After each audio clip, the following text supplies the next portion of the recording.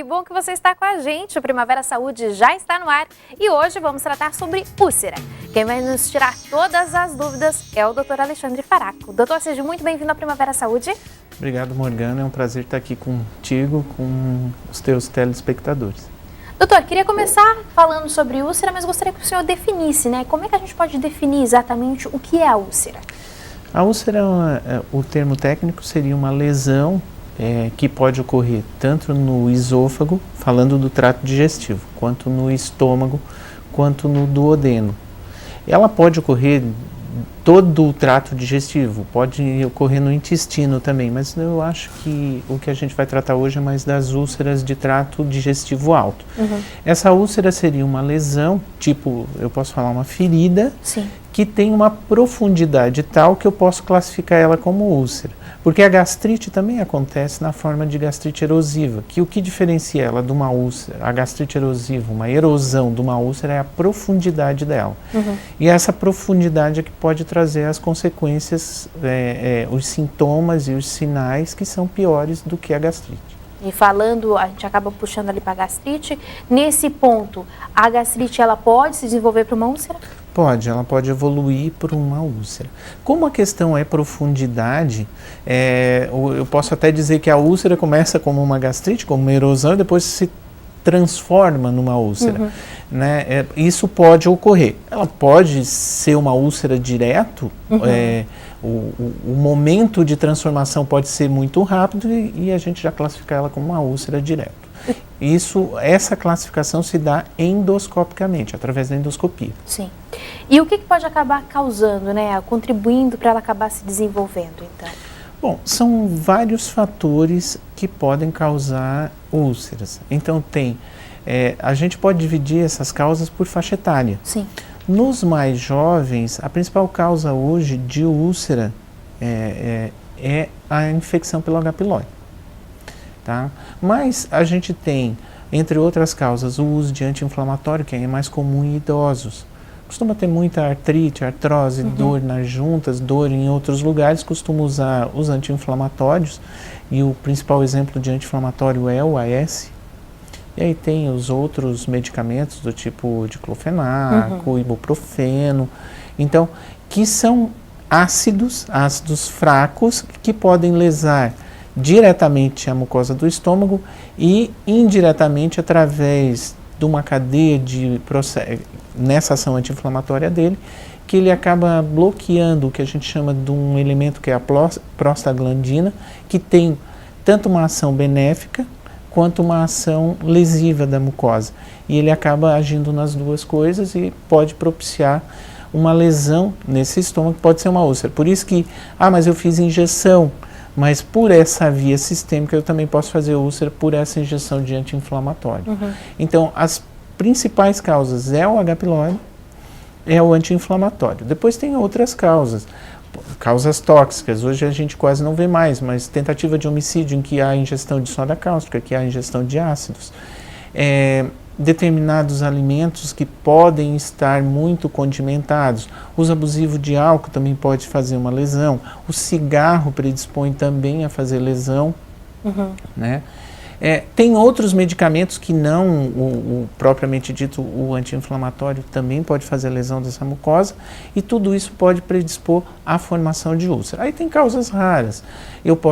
Tem as causas tumorais, os tumores de estômago, os adenocarcinomas e os linfomas, que são os mais comuns, Sim. podem fazer tumor também, pode fazer úlcera também. E tem autoimune, formação de anticorpo que faz a lesão gástrica, mas isso é raro também.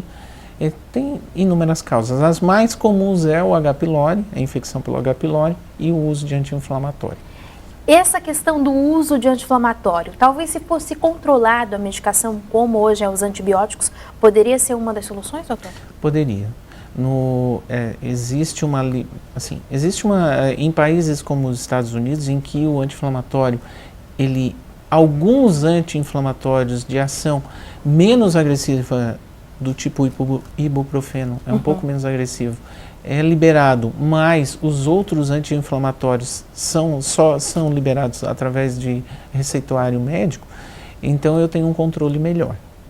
né? Aqui no Brasil é indiscriminado. Tu vai na farmácia, diz que está com dor, quem está atendendo no balcão dispensa qualquer medicamento que convém, que acha que funciona e vai usar.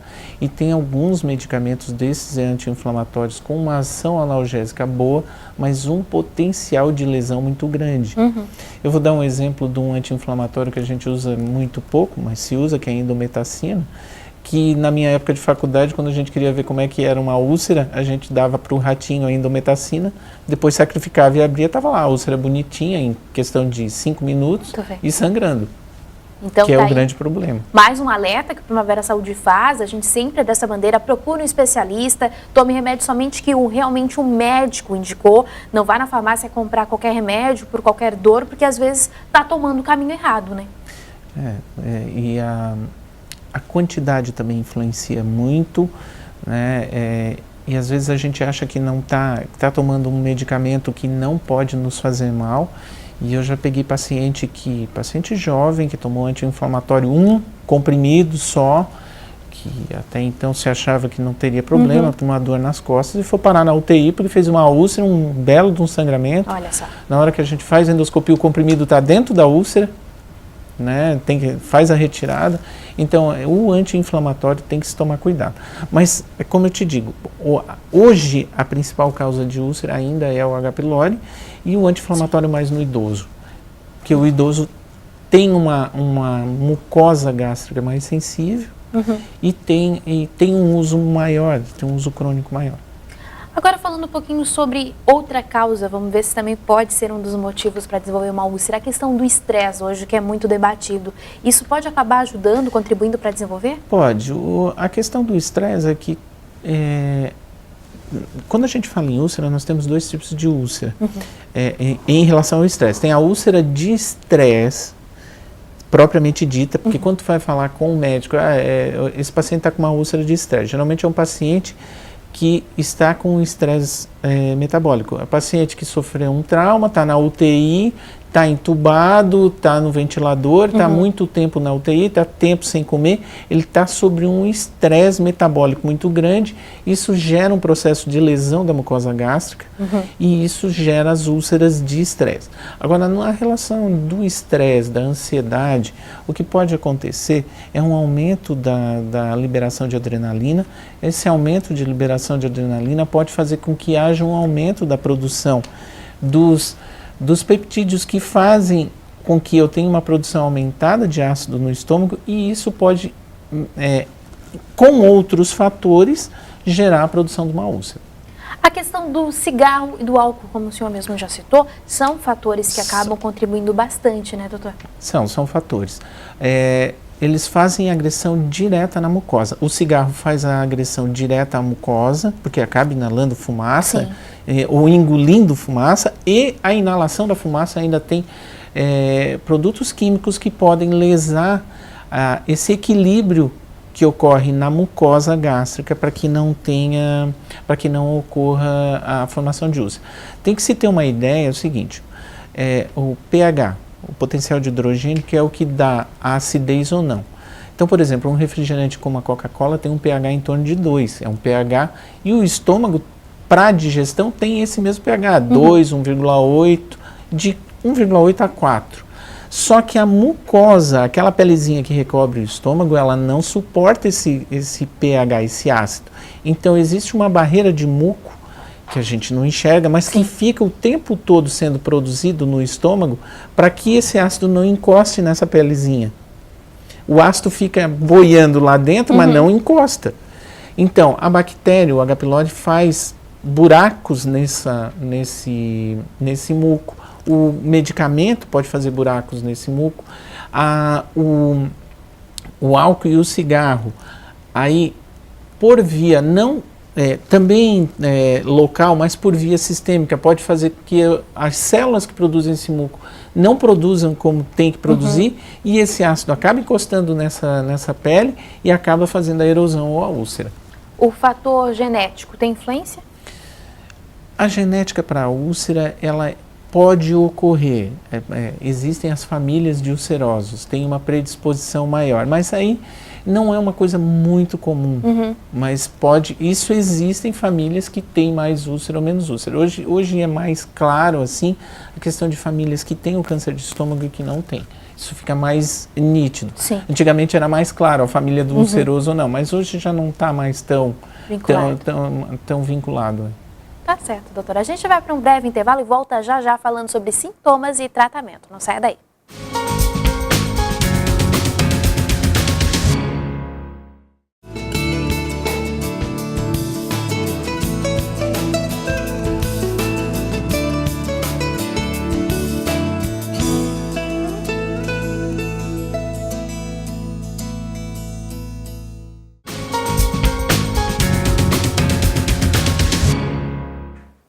Então, estamos de volta e você pode participar com a gente através do telefone 3442-2012. Ligue e participe. O tema de hoje é úlcera.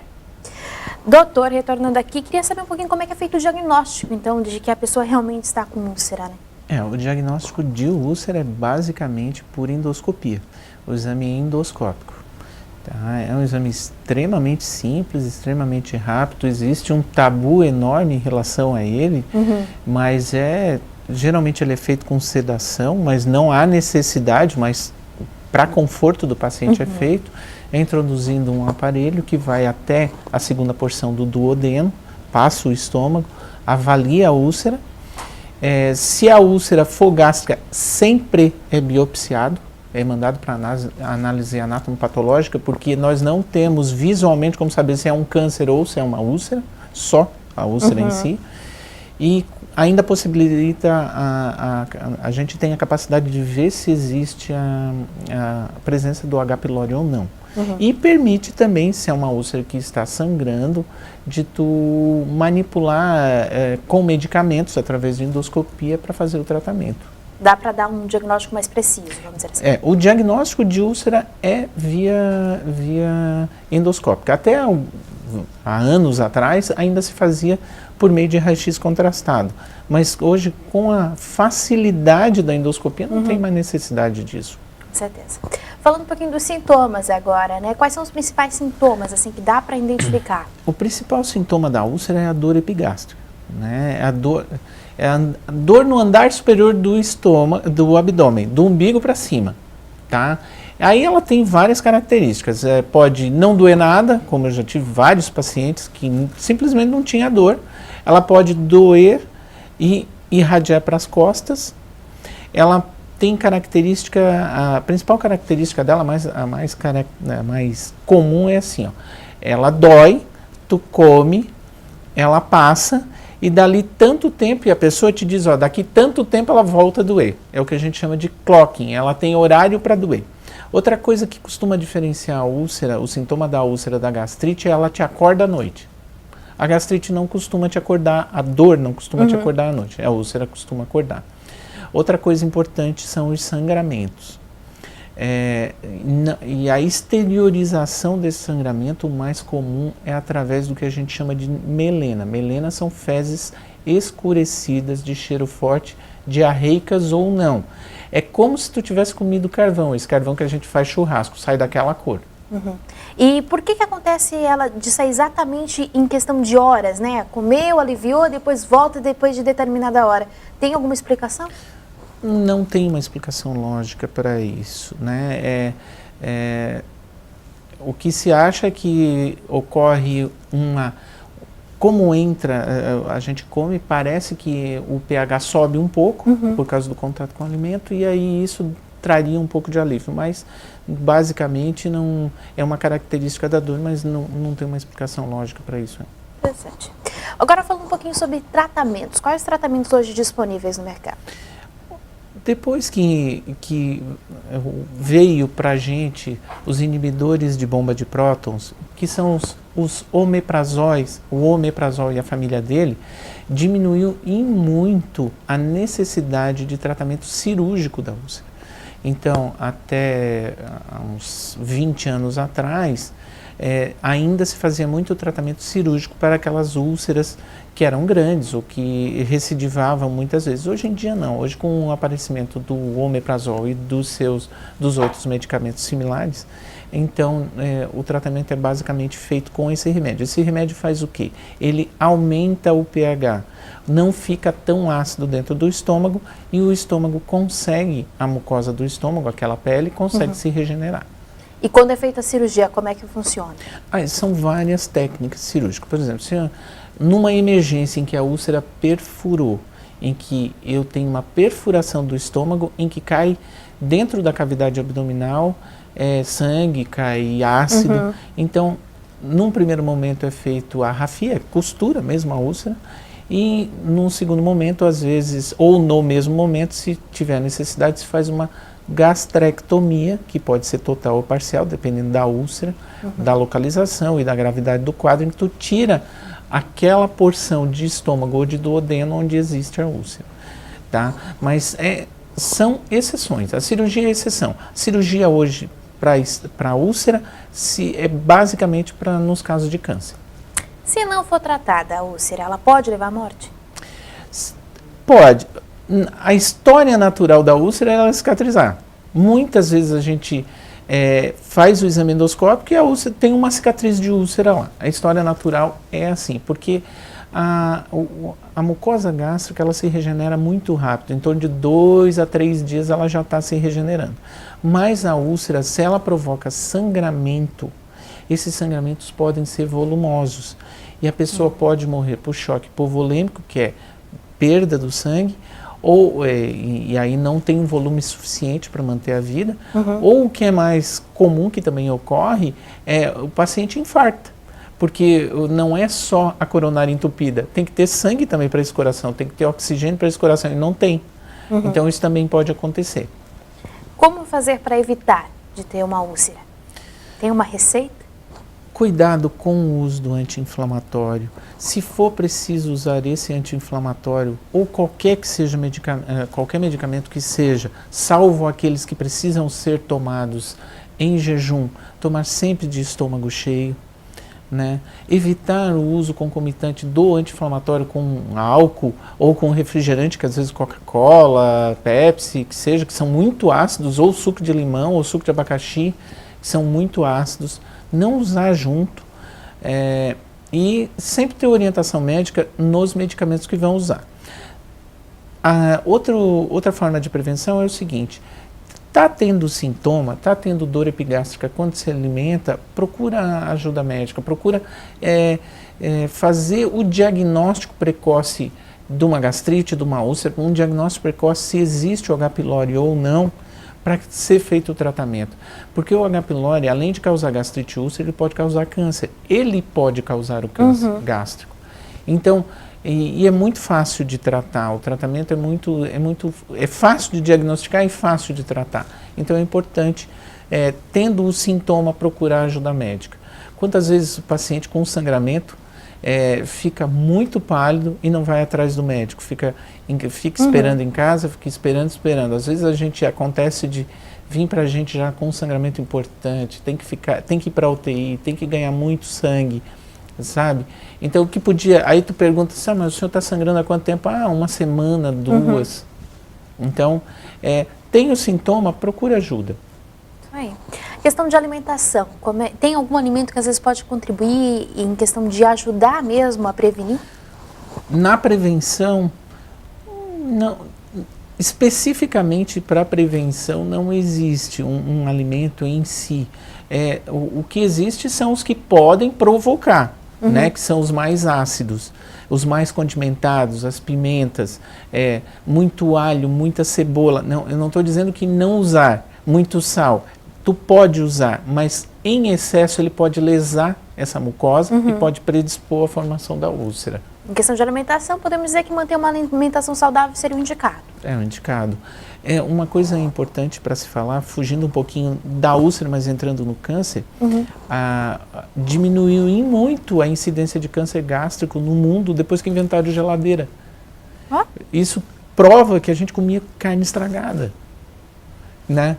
Essa quantidade de bactéria que existia, e muita carne também, hoje a gente come, mas não é tanto, muita carne defumada. Era obrigada a fazer daquele jeito, ou o charque, que é muito salgado, isso gerava uma predisposição de lesão gástrica e que podia evoluir para câncer. Isso, com essa evolução de mais de um século, isso ajudou muito. Que bacana. Doutor, agora falando sobre as possíveis complicações da úlcera, como é que funciona nesse caso? A principal complicação da úlcera, agudamente, é o sangramento. Né? Então, e a perfuração. Isso pode gerar um risco para a vida. Tremendo, né? Então, com a perfuração, e a perfuração, ela tem uma sintomatologia igual a de uma apendicite, então é uma dor intensa, o abdômen fica, como a gente chama de abdômen em tábua, de duro, rígido, por causa dessa irritação do peritônio, que é uma pele que recobre toda a cavidade abdominal, que tem a função de defesa. É emergência, tem que ir para o hospital, indicação cirúrgica. Né? Sangramento não tem indicação cirúrgica a princípio, mas tem indicação de internação hospitalar, internação de intervenção medicamentosa e intervenção endoscópica. Só que é bem menos invasivo e o paciente não vai para uma cirurgia só se a endoscopia não resolveu. A longo prazo, as complicações de úlcera de repetição são as obstruções, porque tu está num órgão oco tubular. Então, a cicatriz, ela também é circunferencial. Então, às vezes, eu posso fazer obstrução. E aí, ter que fazer uma correção cirúrgica dessa obstrução. Falando de esôfago, a mesma coisa. Eu posso ter uma lesão esofágica por refluxo, fazer ulceração e também fazer uma estenose, que é essa obstrução, também pode ser que tenha que operar. E também, se a causa for o H. pylori, a longo prazo eu posso ter até uma formação de câncer também. Muito bem. A gente vai para mais um intervalo e volta já já, não sai daí.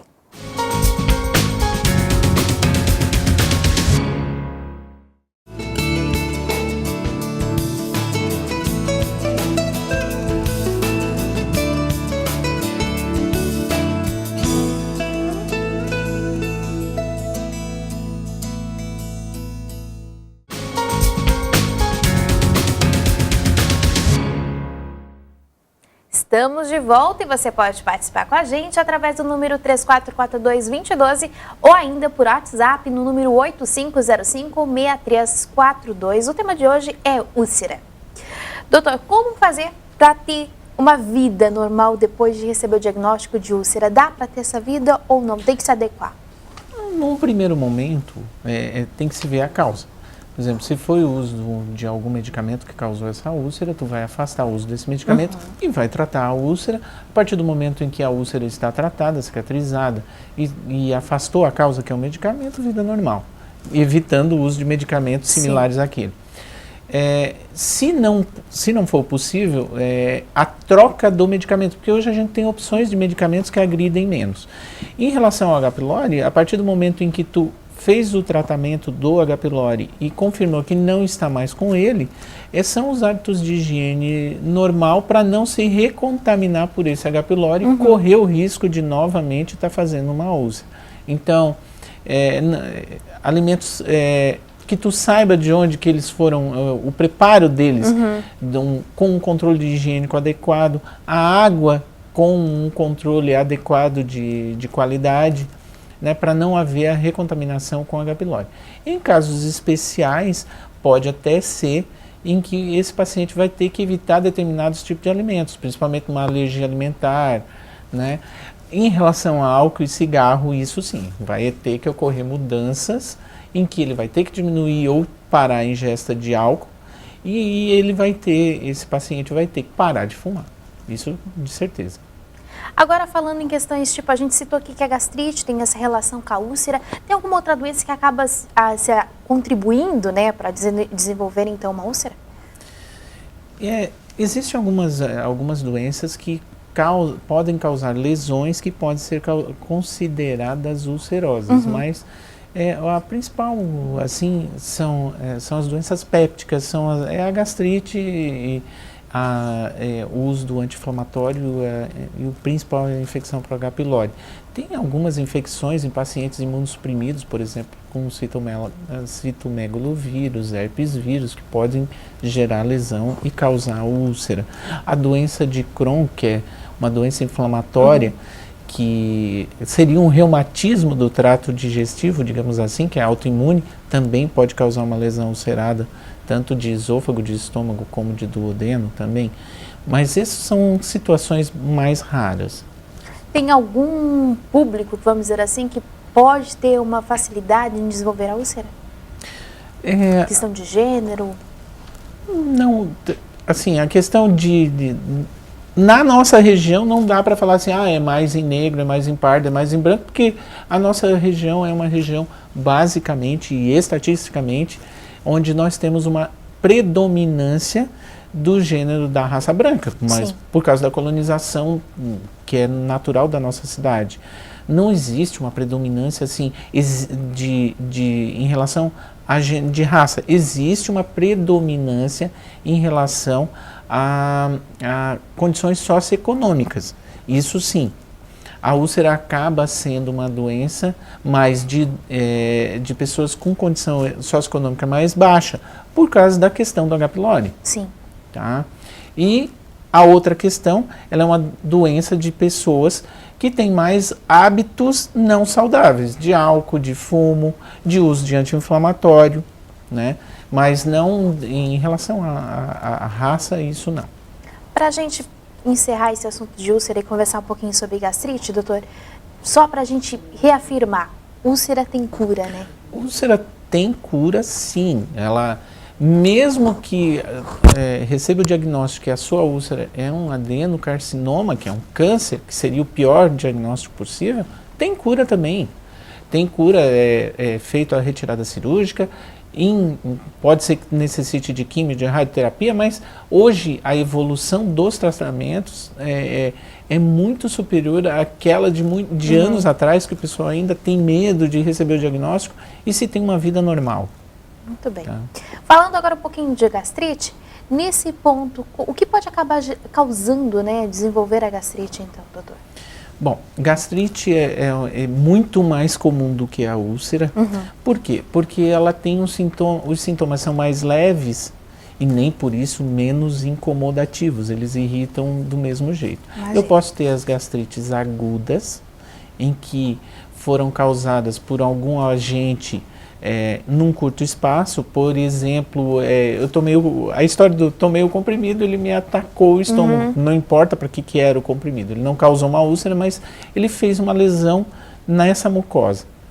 E existem várias formas de gastrite, o H. pylori também é culpado, existe gastrite alérgica por determinados tipos de alimentos, existem gastrites irritativas por alguns irritantes gástricos, e aí volta alimentos, medicamentos, produtos químicos, temperos.